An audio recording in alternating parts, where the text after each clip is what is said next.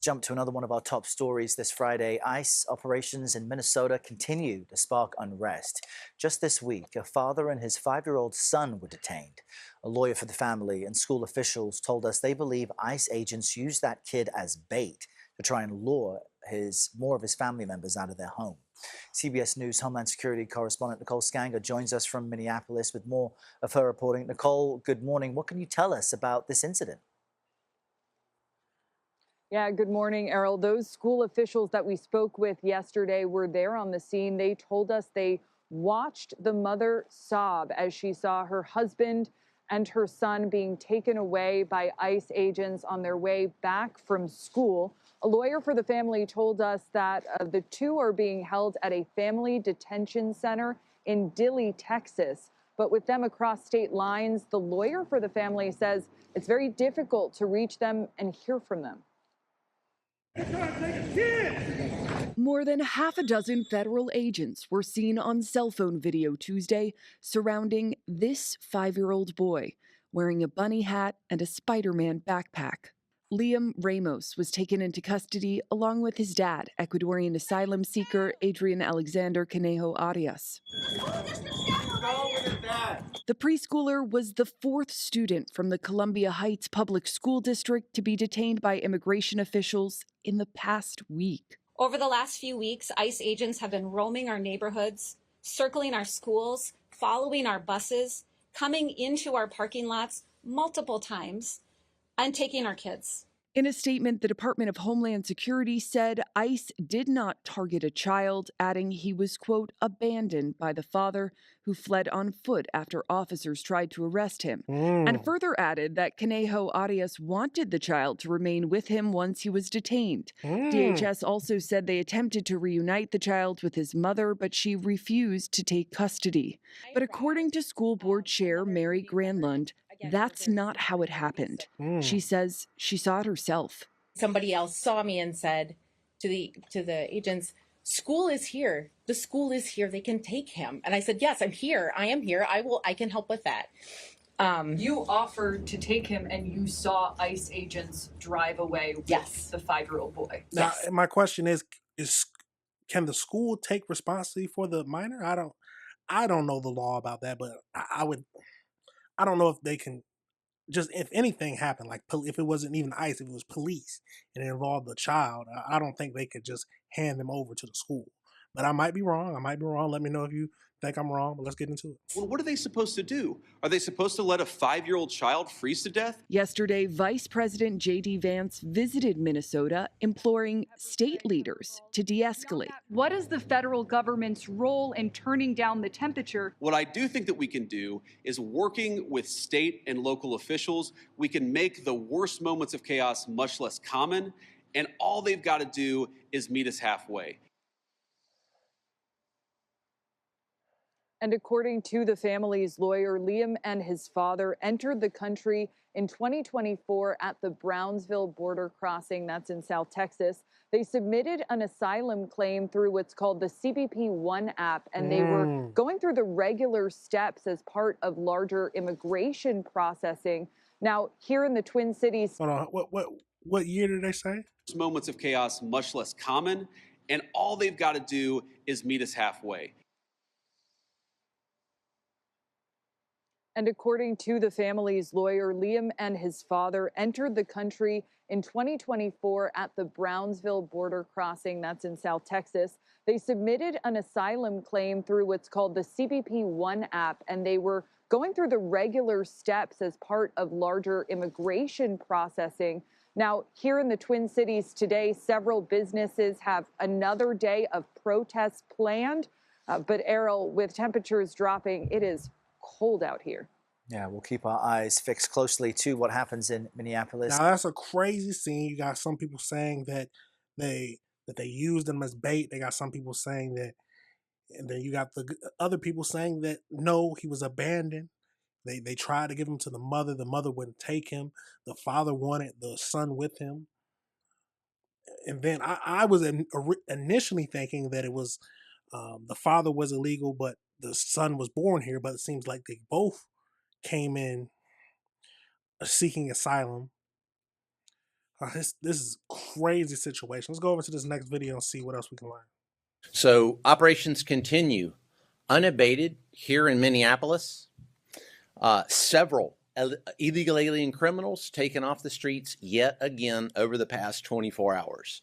Again, that is what we're here to do, and we're not going to be deterred in doing that. We are going to take these criminal illegal aliens off the street and make America a safer place, make Minneapolis a safer place. Again, that is why we're here. Now, the 5-year-old yesterday, some of you had questions on the 5-year-old yesterday. That 5-year-old remains with his family.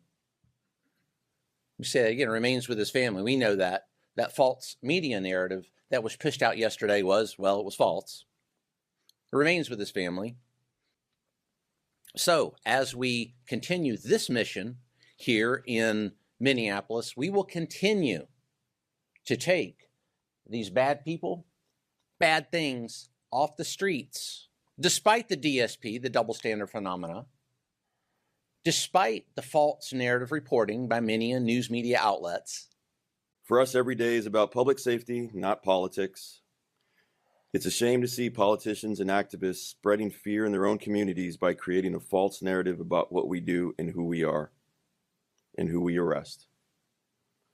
The media and political activists have tried to deceive the American public about ICE and our operations. Yet again, they have failed, but the truth matters, and I'm here to tell you the truth about what we do. This week, ICRO conducted targeted enforcement operation to arrest Adrian Alexander Conejo Arias, an illegal alien who was released back into the interior of the United States by the previous administration. When officers approached Conejo Arias, he and his child were in a vehicle. Arias fled from law enforcement on foot, abandoning his child in the middle of winter in a vehicle. It's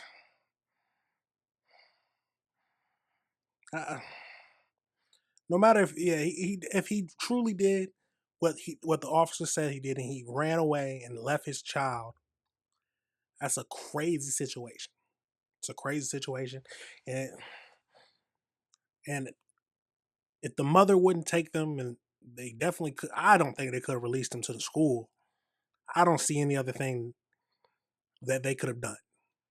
Now, tell me if you think that they're lying about this whole situation, if they're leaving some parts out. Let's hear the Homeland Security Committee hold a hearing on this. Let's go over into it. We'll fast forward some so we can get over to right when they start talking about this whole situation. Fast forward to about there. They detained a 5-year-old. A 5-year-old.